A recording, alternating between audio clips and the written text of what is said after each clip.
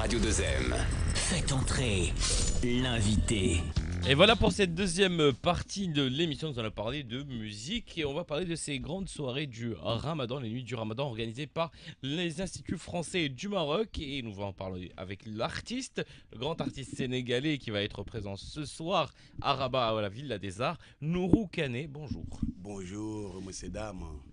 Alors je vais quand même saluer aussi quelqu'un d'autre qui vient de nous rejoindre dans le studio, Medil Kindi. Bonsoir. Tu ne seras pas à la Villa des Arts, tu seras là en spectateur. Non, je ne joue pas. Ça va? Alors, Nourou Kane, on va parler.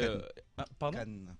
Ah oui, c'est pas Canet? Oui, On m'a mis un accent sur. Exactement, ça arrive, mais des fois. Je me suis dit, est-ce qu'il est cousin avec Guillaume Canet? Des fois, je dis, tiens, pourquoi pas. Nourou Kane, alors on va parler un petit peu de ton parcours, de ton style musical. On va parler aussi de ton expérience. Tu as déjà joué dans d'autres villes du Maroc dans le cadre de la même tournée des Nuits du Ramadan, notamment à Meknes et Fès et Casablanca. Comment se sont passées ces premières dates? Écoutez, si c'était à refaire, je vais le refaire, ça c'est sûr et certain. Déjà pour l'accueil, les gens, la chaleur, le sourire, je ne sais pas comment décrire ceci. J'ai dit juste si c'était à refaire, c'est à refaire. C'était un concert inoubliable avec des musiciens motivés.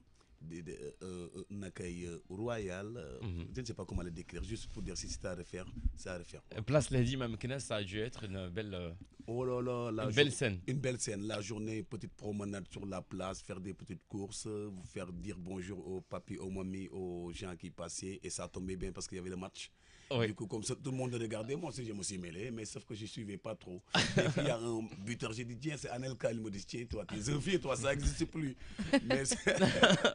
Mais sinon, après ça, voilà, un accueil, voilà, joviable, le concert aussi s'est bien passé, un bon son, bon retour, bon chant, je pense, un peu prétentieux, mais Oui. voilà, c'est comme ça, quoi. Moi, je ne l'oublierai jamais, voilà. Alors, vous êtes enfant de Dakar, vous n'avez pas. Aujourd'hui, vous pratiquez le Gembri, comme on dit. Hein. Vous êtes ambassadeur de la musique guinawa au Sénégal, en Afrique et dans le monde entier. Mais avant d'arriver au Guinawa, vous avez baigné aussi dans le reggae. À part de African Children, votre premier groupe, ça, je pense. Ça se voit que vous êtes bien renseigné. C'est vrai qu'African Children, vous voyez qu'on était en perpétuelle quête des nouvelles sonorités, des voyages, le regard changement. C'est pour cela qu'on se disait déjà African Children. Donc tout petit, on avait déjà l'idée d'une unification de l'Afrique. De l'Afrique déjà. Et là, je vous dis ça, on avait 17 ans, donc c'est il y a plus de 29 ans. Ouais. Ça me vieillit un petit peu, mais c'est pas grave. Ah, c'est vrai. Et sinon, voilà, donc African Children, j'y étais comme guitariste et chanteur. Le groupe continuait. Après, on l'a rebaptisé Nihmeridial. Nihmeridial qui vous voyez, donc ça ne change pas entre African Children et Nihmeridial. C'est une maturité qui arrive. Qui arrive, donc là on se dit maintenant, oh, peut-être on est des musiciens, peut-être les gens commencent à nous prendre au sérieux, donc on est invité dans les festivals, donc on peut passer à la radio, donc du coup, ça grandissait, vous voyez, depuis ma rencontre avec les Gembri.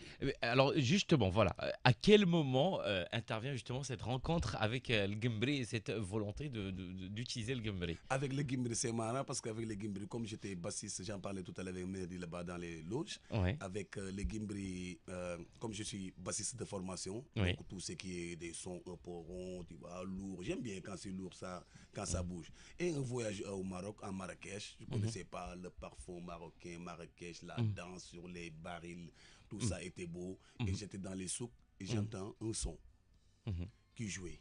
Je me suis dit, mais ça, c'est pas une guitare basse. Et pourtant, ça ressemble à une guitare basse. Et petit à petit, je suivais le son, ça me mène dans une boutique et c'est le mec qui jouait, s'appelait Marjoub Erawi, que je passe un grand bonjour là, j'ai les dédicacés dans tous mes albums, c'est lui qui m'a montré, c'était pour la première fois que je vois les Gembri, il m'a invité chez lui et depuis que je suis en tranche, je ne m'en suis jamais sorti.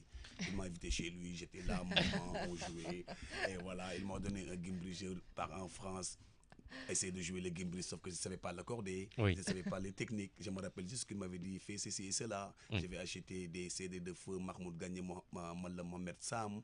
Je pars en France, je joue pendant 2 ans. Il fallait que je retourne au Maroc pour me rendre compte que je ne le jouais pas bien. Oui, ça arrive souvent. Ça. On prend le Gembri pendant 2, 3, 4 ans et puis on se rend compte qu'en fait. Mais comme j'étais découragé, je me suis dit, mais pendant 2 ans, j'ai fait. Mais du coup, ça m'a permis d'avoir les deux techniques. C'est un peu gros dit parce que moi, comme vous disiez tout à l'heure, merci beaucoup pour l'accueil en me disant que ambassadeur de Guimbri. Oui, merci, ça me fait plaisir. Mais moi, quand je vis au Maroc, quand je vois les Malams, je me sens petit. Parce que moi, le respect que je donne, je me dis, grâce à vous, ça là, j'ai été nominé par la BBC. Grâce à vous, Carlos Santana, je joue avec lui. Grâce à vous, Leb Zeppelin m'a invité. Grâce à vous, j'ai rencontré Amoudou et Myriam. Grâce à vous, j'ai rencontré tous ces gens-là. C'est grâce au Guimbri. Et voilà le Guimbri. Comment j'ai découvert le Guimbri? C'est ainsi, avec cette basse. Et depuis, je joue ça avec mon groupe, les Baïfal Guinawa. Ouais, alors le Guimbri, c'est une histoire extraordinaire, effectivement, qui a ouvert énormément de portes. Et c'est vrai que, comme le dit Mehdi, ce n'est pas aussi simple que ça. Ce n'est pas un instrument comme les autres, parce qu'il faut aussi que le Guimbri vous accepte, que vous acceptez le Guimbri. C'est un long processus pour arriver justement à maîtriser 100% le Guimbri. Je pense que vous avez raison, parce qu'une guitare, c'est fait avec du bois. Le Guimbri, c'est avec une peau. C'est du bois, le bois était vivant, la peau était vivante, le jeu doit être vivant, tu ne joues pas juste comme ça, c'est les couleurs, chaque couleur est jouée dans un moment précis, c'est pas à vous que voilà, les couleurs sont jouées dans un moment précis, mais moi ce qui m'intéresse dans tout ça, c'est son histoire. Parce que la première fois que j'ai entendu le Guimbri me parlait limite en sénégalais. Quand je deviens comme un fou. Mais oui, ça me parle sénégalais. Et le Guimbri, c'est le seul instrument qui a, pour moi en tout cas, qui a pu rassembler tous ces rythmes d'Afrique de l'Ouest. Afrique en général. Il y a le manding, qui parle de manding, on parle du malien. Le Sénégal, qui parle de 6-8 ternes binaires. Le Soudani, même eux les Guinéens, ils parlent Soudani. Des fois, ils chantent un langage un peu africain. Même des fois, la signification est perdue. Mais moi, des fois, je me retrouve.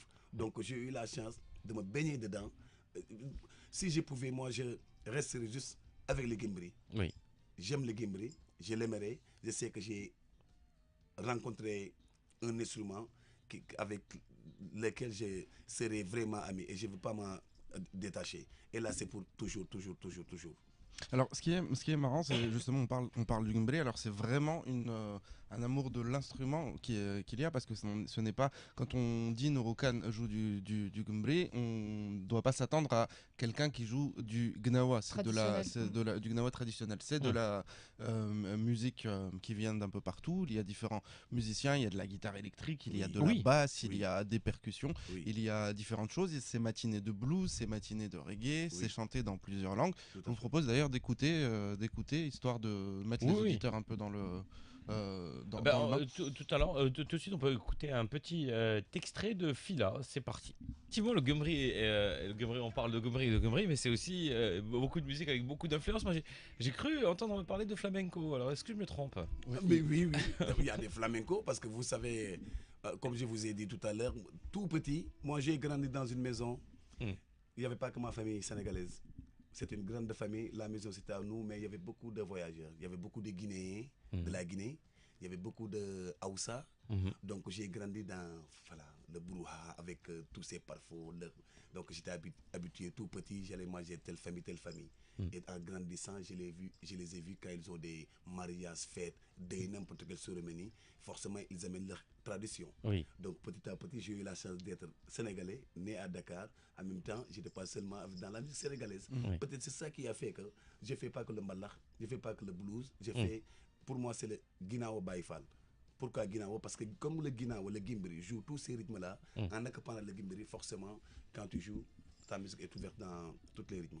Et votre histoire est liée au voyage. Justement, vous avez beaucoup voyagé pendant votre carrière. Votre dernier album s'appelle Exil. C'est un petit peu, c'est autour de cette thématique, celle du voyage et celle aussi de l'éloignement de votre patrie. Patrie, parce que quand tu dis voyager, il y a trois choses quand tu voyages. Tu reviens avec beaucoup d'argent, ou bien tu reviens sans rien, mais avec beaucoup de savoir, ou bien tu reviens fou, comme on dit. Mais revenir sans argent, c'est pas la honte. C'est pour cela que j'ai dit exil. Pour beaucoup d'Africains, moi qui suis en Europe, des fois j'ai vu beaucoup de gens quand même qui vivent pas très très bien, mais ils ont honte de revenir parce que pour eux la famille et tout ça. Donc c'est une sensibilisation, c'est pour leur dire écoutez, voyager sans rien ramener, c'est pas forcément la honte. Donc exil, forcément, quand on voyage, on rencontre. Donc voyager jusqu'à très très loin pour rencontrer d'autres personnes. Exil aussi pour dire les gens qui prennent les bateaux. voyage forcé. Voyage forcé, exactement. Voyage forcé aussi. Donc vous voyez, avec Exil, on peut développer beaucoup de sujets par rapport à ça. Merci beaucoup Nourou Kane d'avoir été notre invité ce matin. Ouais, j'ai enlevé l'accent. D'avoir été notre invité. Je rappelle que pour les Herbati, bon, ils auront le plaisir de vous voir ce soir à la Villa des Arts, dans le cadre des nuits du Ramadan. Peut-être un petit message au public Herbati. Écoutez, je vous dis, venez nombreux. Il y a la danse du Camel, de Camel Dance vous attend. Faites comme vous avez fait encore. Je vous remercie tous, les fans qui nous écoutent, les amis, ma famille, sénégalais, marocains, toujours power, power, power, power. Comment dire, Ramadan Karim, Bissaha, Wal Afin. Nourou Kane, Baye Fall Gana in the house. Merci beaucoup, Nourou Kane. Allez, 9h28, tout de suite une petite pause et on revient juste après pour les informations.